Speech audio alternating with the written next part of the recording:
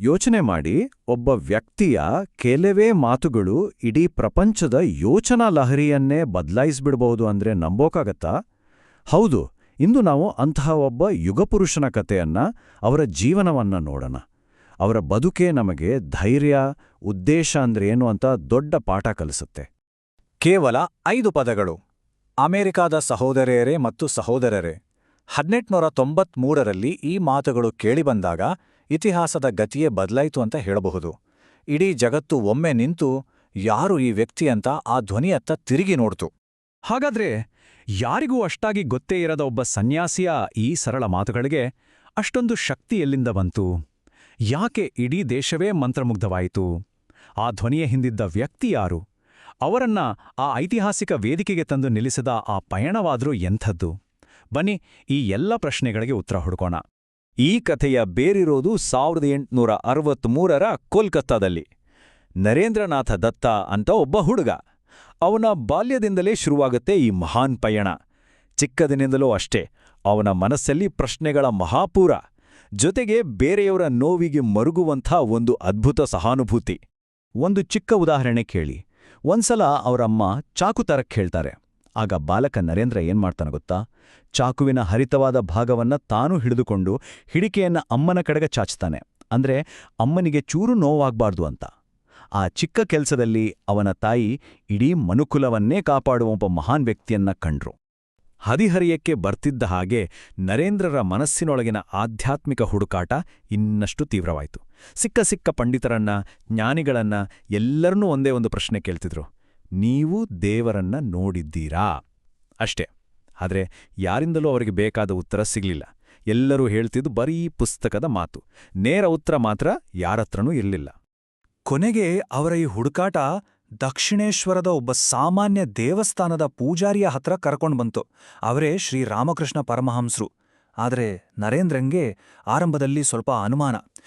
ಓದು ಬರಹ ಗೊತ್ತಿಲ್ದ ಈ ಸಾಮಾನ್ಯ ವ್ಯಕ್ತಿ ಇಷ್ಟು ದೊಡ್ಡ ದೊಡ್ಡ ಪಂಡಿತರಿಗೆ ಸಿಗದ ನನ್ನ ಪ್ರಶ್ನೆಗೆ ಉತ್ತರ ಕೊಡ್ತಾರಾ ಅಂತ. ಆದ್ರೆ ನೋಡಿ, ನರೇಂದ್ರರು ಅದೇ ಪ್ರಶ್ನೆಯನ್ನ ರಾಮಕೃಷ್ಣರ ಮುಂದಿಟ್ಟಾಗ ಬಂದ ಉತ್ತರ ಅವ್ರನ್ನ ದಂಗುಬಡಿಸ್ಬಿಟ್ಟು. ರಾಮಕೃಷ್ಣರು ತುಂಬ ಸಹಜವಾಗಿ, ಶಾಂತವಾಗಿ ಹೇಳಿದ್ರು: ಹೌದು, ನೋಡಿದ್ದೀನಿ. ನಾನು ನಿನ್ನನ್ನ ಹೇಗೆ ನೋಡ್ತಾ ಇದ್ದೀನೋ ಅಷ್ಟೇ ಸ್ಪಷ್ಟವಾಗಿ ದೇವರನ್ನು ನೋಡ್ತೀನಿ. ಅಬ್ಬಾ, ಆ ಅನುಭವದ ಮಾತು ನರೇಂದ್ರರ ಇಡೀ ಜೀವನದ ದಾರಿಯನ್ನೇ ಬದಲಾಯಿಸಿಬಿಟ್ಟು.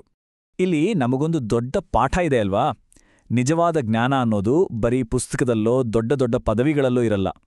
ಅದು ಸಿಗೋದು ಪ್ರಾಮಾಣಿಕವಾದ ಅನುಭವದಲ್ಲಿ. ಸತ್ಯ ಅನ್ನೋದು ನಾವು ಯಾವತ್ತೂ ಊಹಿಸದ ಜಾಗಗಳಿಂದ, ವ್ಯಕ್ತಿಗಳಿಂದ ಸಿಗಬಹುದು. ನರೇಂದ್ರರ ಆಧ್ಯಾತ್ಮಿಕ ಪಯಣ ಶುರುವಾಗಿತ್ತು ಸರಿ, ಆದರೆ ವಿಧಿ ಅವರಿಗಾಗಿ ಒಂದು ದೊಡ್ಡ ಪರೀಕ್ಷೆಯನ್ನೇ ಕಾಯ್ದಿಟ್ಟಿತ್ತು. ಅವರ ತಂದೆ ಇದ್ದಕ್ಕಿದ್ದ ಹಾಗೆ ತೀರಿಕೊಂಡ್ರು. ಇಡೀ ಕುಟುಂಬ ಬೀದಿಗೆ ಬಂತು. ಅಕ್ಷರಶಃ ಬಡತನದ ಕೂಪಕ್ಕೆ ಬಿತ್ತು. ಈ ಕಷ್ಟ ಇದೆಯಲ್ಲ, ಅದು ಅವರ ನಂಬಿಕೆಯನ್ನೇ ಅಲ್ಲಾಡಿಸ್ಬಿಡ್ತು. ಒಂದು ಕಾಲದಲ್ಲಿ ಅಷ್ಟೊಂದು ಶ್ರೀಮಂತವಾಗಿದ್ದ ಮನೆ ಈಗ ಹೊಟ್ಟೆಗೂ ಗತಿಯಿಲ್ಲದ ಸ್ಥಿತಿ. ತಾಯಿ, ಒಡಹುಟ್ಟಿದವರು, ಎಲ್ಲರ ಜವಾಬ್ದಾರಿ ನರೇಂದ್ರರ ಹೆಗಲ ಮೇಲೆ. ಅವರ ನಂಬಿಕೆ ಅಲುಗಾಡಿ ಹೋಯಿತು. ನಿಜವಾಗ್ಲೂ ದೇವ್ರಿದಾನ? ಇದರ ಯಾಕೆ ನಮಗೆ ಈ ಕಷ್ಟ ಅಂತ ತಮ್ಮನ್ನೇ ತಾವು ಪ್ರಶ್ನೆ ಮಾಡ್ಕೊಳ್ಳೋಕೆ ಶುರು ಮಾಡಿದ್ರು. ದಾರಿ ಕಾಣದೆ ಕೊನೆಗೆ ತಮ್ಮ ಗುರು ರಾಮಕೃಷ್ಣರ ಹತ್ರ ಓಡಿದ್ರು. ಆಗ ರಾಮಕೃಷ್ಣರು ಒಂದು ದಾರಿ ತೋರಿಸಿದ್ರು. ಹೋಗು, ಕಾಳಿದೇವಿ ಹತ್ರ ಹೋಗಿ ನಿನ್ನ ಕಷ್ಟ ಹೇಳುಕೋ, ಹಣ ಕೇಳು ಅಂತ ಕಳಿಸಿದ್ರು. ಆದ್ರೆ ಏನಾಯ್ತು ಗೊತ್ತಾ? ನರೇಂದ್ರರು ದೇವಿಯ ವಿಗ್ರಹದ ಮುಂದೆ ನಿಂತಾಗ ಅವರ ಬಾಯಿಂದ ಹಣದ ಮಾತು ಬರಲೇ ಇಲ್ಲ.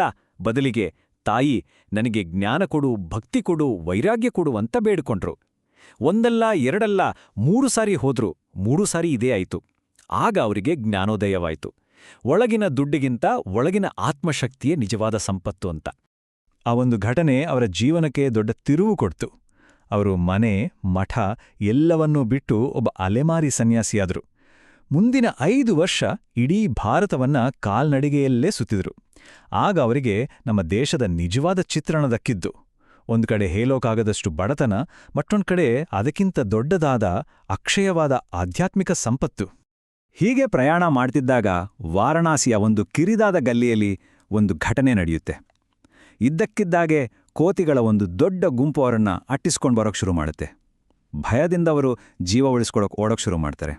ಅವರು ಓಡ್ತಾ ಇದ್ದಾರೆ, ಕೋತಿಗಳು ಬೆನ್ನಡ್ತಿವೆ. ಆವಾಗ ಇಲ್ಲೋ ಇದ್ದ ಒಬ್ಬ ವೃದ್ಧ ಸನ್ಯಾಸಿ ಜೋರಾಗಿ ಕೂಗ್ತಾರೆ: ನಿಲ್ಲಿಸು ಓಟವನ್ನ, ಆ ಪ್ರಾಣಿಗಳನ್ನ ಎದುರಿಸು ಅಂತ. ಆ ಮಾತು ಕಿವಿಗೆ ಬಿದ್ದ ತಕ್ಷಣ ವಿವೇಕಾನಂದರು ಅಲ್ಲೇ ನಿಂತರು. ಭಯವನ್ನ ಒಂದು ಕ್ಷಣ ಮರೆತು ಧೈರ್ಯದಿಂದ ತಿರುಗಿ ನಿಂತರು. ಅಲ್ಲಿ ನಡೆದಿದ್ದೇ ಒಂದು ಪವಾಡ. ವಿವೇಕಾನಂದರು ಧೈರ್ಯವಾಗಿ ನಿಂತಿದ್ದನ್ನ ನೋಡಿ ಆ ಕೋತಿಗಳೇ ಹೆದರಿ ಚಲ್ಲಾಪಿಲ್ಲಿಯಾಗಿ ಓಡಿಹೋದವು. ಆ ದಿನ ವಿವೇಕಾನಂದರಿಗೆ ಜೀವನದ ಬಹುದೊಡ್ಡ ಪಾಠ ಸಿಕ್ತು. ಅದೇನೆಂದ್ರೆ, ನಾವು ಭಯದಿಂದ ಓಡಿದ್ರೆ ಅದು ನಮ್ಮನ್ನ ಬೆನ್ನಟ್ಟುತ್ತೆ. ಆದ್ರೆ ನಾವು ಅದನ್ನ ಧೈರ್ಯವಾಗಿ ಎದುರಿಸಿ ನಿಂತ್ರೆ ಅದೇ ಭಯ ನಮ್ಮುಂದೆ ತಲೆಬಾಗಿಸುತ್ತೆ. ಈಗ ನಾವು ಅವರ ಜೀವನದ ಅತ್ಯಂತ ಪ್ರಮುಖ ಆ ಐತಿಹಾಸಿಕ ಘಟ್ಟಕ್ಕೆ ಬರ್ತಾ ಇದ್ದೀವಿ. ಭಾರತದ ಒಬ್ಬ ಅಪರಿಚಿತ ಸನ್ಯಾಸಿ ಜಗತ್ತಿನ ಅತಿದೊಡ್ಡ ವೇದಿಕೆಯ ಮೇಲೆ ನಿಂತು ಮಾತಾಡೋಕೆ ಅಮೆರಿಕಕ್ಕೆ ಹೊರಟ ಆ ಅದ್ಭುತ ಪ್ರಯಾಣದ ಕಥೆಯಿದು. ದಿನಾಂಕ ಸೆಪ್ಟೆಂಬರ್ 11, 1893. ಜಾಗ ಚಿಕಾಗೋದಲ್ಲಿ ನಡೀತಿದ್ದ ವಿಶ್ವಧರ್ಮ ಸಮ್ಮೇಳನ. ವಿವೇಕಾನಂದರು ವೇದಿಕೆ ಹತ್ತಿ ನಿಂತಾಗ ಅವರ ಮುಂದೆ ಸುಮಾರು 7,000 ಜನ. ಎಲ್ರೂ ಕುತೂಹಲದಿಂದ ನೋಡ್ತಾ ಇದ್ದಾರೆ, ಈ ಕೇಸರಿ ಬಟ್ಟೆ ಹಾಕಿರೋ ಯುವ ಸನ್ಯಾಸಿ ಏನ್ ಮಾತಾಡ್ತಾನೆ ಅಂತ. ಅಲ್ಲಿ ಮಾತಾಡ್ದ ಬೇರೆ ಎಲ್ಲರೂ ನಮ್ಮ ಧರ್ಮವೇ ಶ್ರೇಷ್ಠ ಅಂತ ಭಾಷಣ ಬಿಗಿತಿದ್ರೆ, ವಿವೇಕಾನಂದರು ಮಾತ್ರ ತಮ್ಮ ಕೈಯಲ್ಲಿದ್ದ ನೋಟ್ಸನ್ನ ಪಕ್ಕಕ್ಕಿಟ್ಟು ನೇರವಾಗಿ ಹೃದಯದಿಂದ ಮಾತಾಡೋಕೆ ಶುರು ಮಾಡಿದ್ರು. ಅವರ ಮೊದಲ ಮಾತುಗಳು ಹೀಗಿದ್ವು: ಅಮೆರಿಕದ ಸಹೋದರಿಯರೇ ಮತ್ತು ಸಹೋದರರೇ, ಆ ಆತ್ಮೀಯ ಕರೆ ಇದೆಯಲ್ಲ, ಅದು ಅಲ್ಲಿದ್ದ ಪ್ರತಿಯೊಬ್ಬರ ಮನಸ್ಸನ್ನ ನೇರವಾಗಿ ಮುಟ್ಟಿತು. ಕೇವಲ ಆ 5 ಪದಗಳು.